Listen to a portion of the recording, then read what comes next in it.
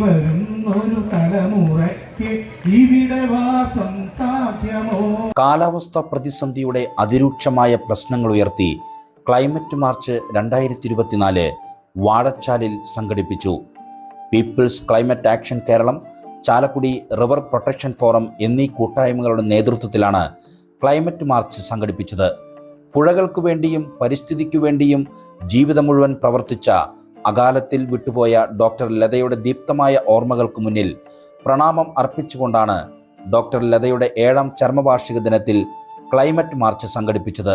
November 16 രാവിലെ 10 മണിയോടെ മുളവാദ്യകലാകാരൻ Unnikrishna പാക്കനാരുടെ ഉണർത്തുപാട്ടോടെ climate March പരിപാടികൾക്ക് തുടക്കമായി.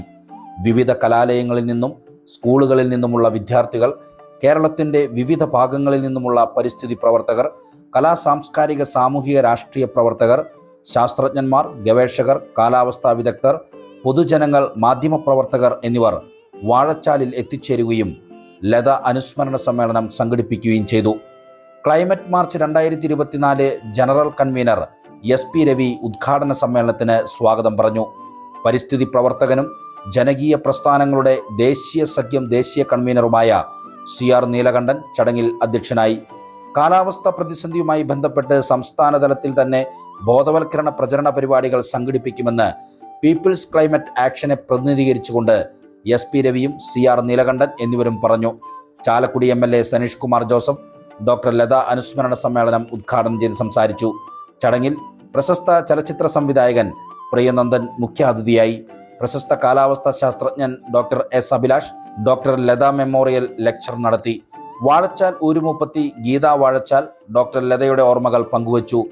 National fish workers federation executive committee member Ando Elias തീരദേശത്ത് കാലാവസ്ഥാ വ്യതിയാനവുമായി ബന്ധപ്പെട്ടുണ്ടായ പ്രശ്നങ്ങളെക്കുറിച്ചും അതുമൂലം മത്സ്യത്തൊഴിലാളികൾ അനുഭവിക്കുന്ന സവിശേഷ പ്രശ്നങ്ങളെക്കുറിച്ചും വിശദമായി തന്നെ സംസാരിച്ചു.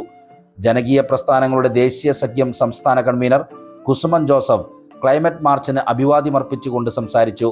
പ്രോഗ്രാം കൺവീനർ VV രാജശ്രീ ചടങ്ങിന് നന്ദി പ്രകാശിപ്പിച്ചു. തുടർന്ന് വാഴച്ചാലിൽ നിന്ന് അതിരപ്പിള്ളിയിലേക്ക് ക്ലൈമറ്റ് മാർച്ച് സംഘടിപ്പിച്ചു. ചാലക്കുടി MLA സനീഷ് കുമാർ ജോസഫ്, വാഴച്ചാൽ ഊരുമുപ്പത്തി ഗീത വാഴച്ചാൽ എന്നിവർ ചേർന്ന് ഫ്ലാഗ് ഓഫ് ചെയ്തു. തൃശൂർ ഫൈൻ ആർട്സ് കോളേജ് വിദ്യാർത്ഥികൾ തയ്യാറാക്കിയ വേഴാമ്പലും കാലാവസ്ഥാ വ്യതിയാനവുമായി ബന്ധപ്പെട്ട പോസ്റ്ററുകളും ക്ലൈമറ്റ് മാർച്ചിന് മാറ്റുകൂട്ടി. പരിസ്ഥിതി ഗാനങ്ങളും മുദ്രാവാക്യങ്ങളുമായി സ്കൂൾ കോളേജ് വിദ്യാർത്ഥികളും പരിസ്ഥിതി പ്രവർത്തകരും മാർച്ച് സജീവമാക്കി. Climate march programme coordinator Sarath Chelur, പ്രവർത്തക സമിതി അംഗങ്ങളായ Vineetha Cholayar, Rubin Lal, Prashanth Athirappilly, advocate Jennifer, advocate Biju S Chireth, US Ajaykumar, Ravi Varma, LC Annanad, Suresh Muttathi, Unnikrishna Pakkanar, PK Kittan, Jayan Joseph Pattath, ജൈവ കർഷകൻ Jose Potta, SM Vijayakumar, PT John, TN Prathapan, KM Sulaiman, Eugene Moreli, Latheef Kuttippuram, PM Pushpangadan, Vimala Shaji, Siktha തുടങ്ങിയവർ ലത അനുസ്മരണ സമ്മേളനത്തിനും ക്ലൈമറ്റ് മാർച്ചിനും നേതൃത്വം നൽകി. അതിരപ്പള്ളി ജലവൈദ്യുത പദ്ധതിയുമായി ഗവൺമെൻറ് മുന്നോട്ട് വന്നപ്പോൾ അതിനെതിരെ ശക്തമായ പ്രതിഷേധമുയർത്തിക്കൊണ്ട് ജനകീയ പ്രതിരോധം തീർത്തുകൊണ്ട് ഈ പ്രകൃതിയെ സംരക്ഷിക്കുന്നതിന് വേണ്ടി ഈ സമൂഹത്തെ ചേർത്ത് പിടിച്ചുകൊണ്ട് നടത്തിയ പോരാട്ടങ്ങൾക്ക് നേതൃത്വം കൊടുത്ത ചേച്ചിയുടെ ഓർമ്മകൾ നിറഞ്ഞു നിൽക്കുന്ന ഒരു വേദിയിലാണ് ഇന്ന് ഈ അനുസ്മരണവും അതോടൊപ്പം തന്നെ ഈ ക്ലൈമറ്റ് മാർച്ചും ഇവിടെ സംഘടിപ്പിച്ചിട്ടുള്ളത്. ഈ കാലാവസ്ഥാ മാറ്റത്തിന്, വാതക ഉദ്ഗമനത്തിന് കാരണമായ ആളുകൾ അവരിൽ നിന്നാണ് ഈ ഫണ്ട് എടുക്കേണ്ടത്. അത് അമേരിക്ക ആവാം, ഫ്രാൻസ് ആവാം, ബ്രിട്ടൻ ആവാം, ജർമ്മനി ആവാം, ജപ്പാൻ ആവാം, സ്വിറ്റ്സർലൻഡ് ആവാം. നമ്മളൊക്കെ സ്വപ്നം കാണുന്ന രാജ്യങ്ങളാണ്. ആ രാജ്യങ്ങളാണ് യഥാർത്ഥത്തിൽ ഈ ഫണ്ട് കൊടുക്കേണ്ടത്. ആർക്ക് കൊടുക്കണം? അവർ പുറത്തുവിട്ട കാർബണിൻ്റെ ഫലമായി, അവർ പുറത്തുവിട്ട വാതകങ്ങളുടെ ഫലമായി വയനാട്ടിൽ ഉരുൾപൊട്ടൽ ഉണ്ടാകുമ്പോൾ, അല്ലെങ്കിൽ പുത്തുമലയിൽ ഉണ്ടാകുമ്പോൾ, കവളപ്പാറ ഉണ്ടാകുമ്പോൾ, അല്ലെങ്കിൽ ഇടുക്കിയിൽ ഉണ്ടാകുമ്പോൾ അതിൻ്റെ നഷ്ടപരിഹാരം കൊടുക്കാൻ ബാധ്യതപ്പെട്ടവരാണ് അവിടെ ഇരുന്ന് ഈ സമ്മേളനം നടത്തുന്നത് എന്ന് പറയാൻ നമ്മുടെ രാജ്യത്ത് ഒരു രാഷ്ട്രീയ പാർട്ടിയും തയ്യാറല്ല. അതുകൊണ്ട് എന്ത് സംഭവിക്കുന്നു? ഈ ഫണ്ട് വരുന്നത് എങ്ങനെയാണെന്നറിയോ? ഒരൊറ്റ ഉദാഹരണം മാത്രം പറഞ്ഞുകൊണ്ട് ഞാൻ അവസാനിപ്പിക്കാം.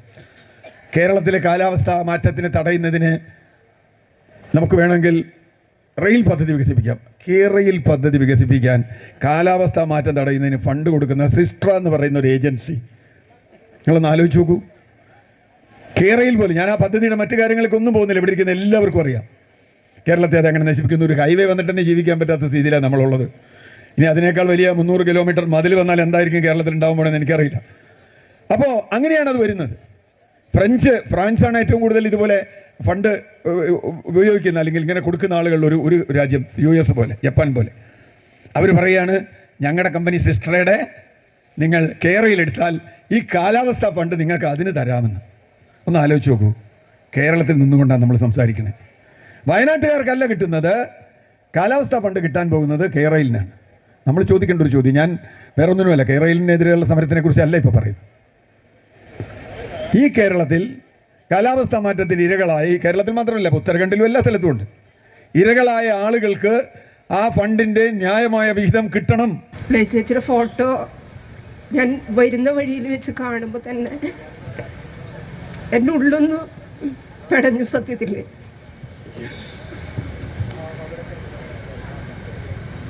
എൻ്റെ മനസ്സിൽ ഇപ്പോഴും ചേച്ചി എന്നോടൊപ്പം ഉണ്ടെന്ന് വിശ്വസിക്കുന്ന ഒരാളാണ് ഞാൻ. ഈ ലോകം വിട്ട് പോയിട്ടില്ല. എന്നും എപ്പോഴും നമ്മുടെ ഓരോരുത്തരുടെയും മനസ്സിൽ ചേച്ചി കൂടെ നിൽക്കുന്നുണ്ടെന്ന് മനസ്സിലാക്കുന്ന ഒരാളാണ്. കൂടാതെ ചേച്ചിയെക്കുറിച്ച് ഒരുപാട് പറയാനുണ്ടെങ്കിലും കൂടുതൽ പറയാൻ എന്നെക്കൊണ്ട് സാധിക്കില്ല എന്ന് എനിക്ക് തന്നെ അറിയാം. കാരണം ഇന്ന് ഈ നിലയിൽ ഞാൻ ഒരു പുറമേ ഉള്ളൊരു വ്യക്തികളോട് സംസാരിക്കാൻ ഒരു അവസരം ഒരുക്കി തന്നതും എന്നെ അതിന് പ്രേരിപ്പിച്ചതും അതോടൊപ്പം ജനസമൂഹത്തിനിടയിൽ ഇറങ്ങി പ്രവർത്തിക്കാനുള്ള നമ്മളുടേതായ കാര്യങ്ങൾ പുറം ലോകത്തെ അറിയിക്കാനുള്ള മനസ്സുണ്ടാക്കി തന്നതും ലയ ചേച്ചിയാണ്.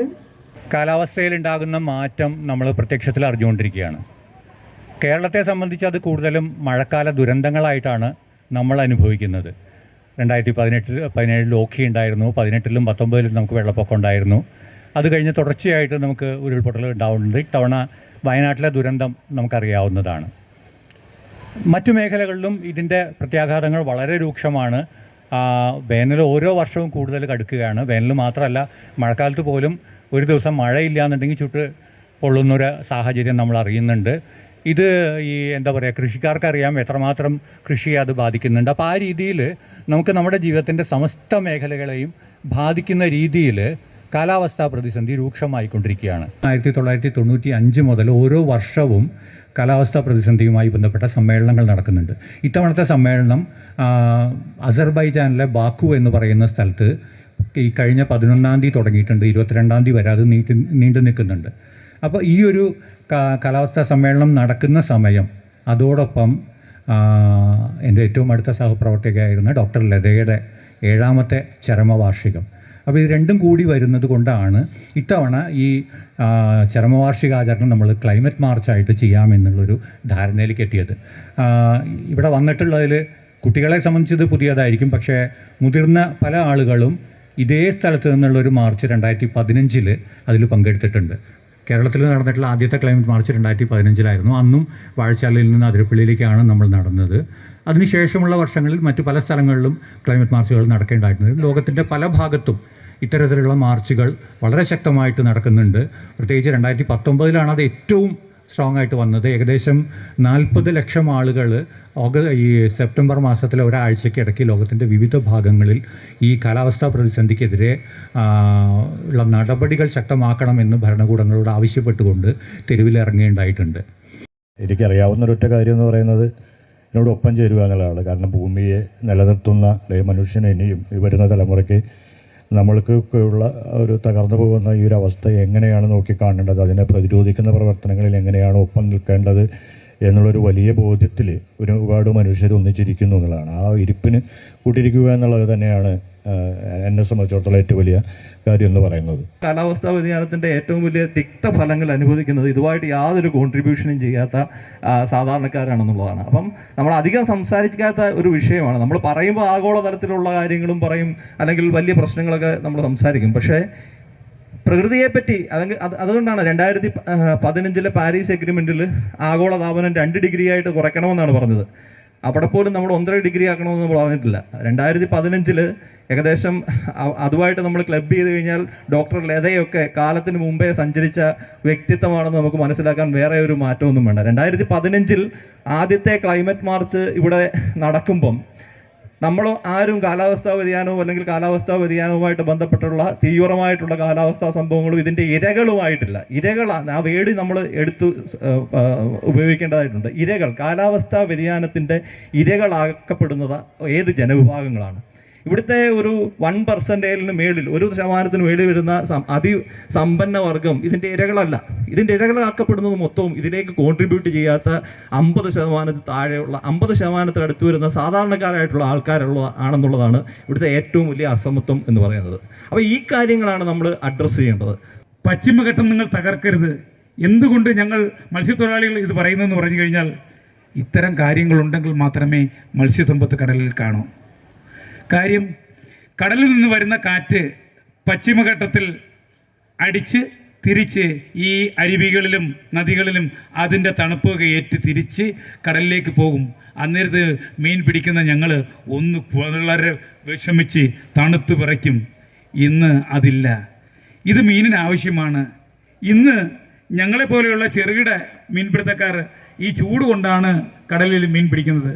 പക്ഷേ ഇന്ന് വൻകിടക്കാരോ അവരിന്ന് AC ഉപയോഗിച്ചാണ് മീൻ പിടിക്കുന്നത്. മനുഷ്യൻ്റെ ഒരു അവസ്ഥയാണ്.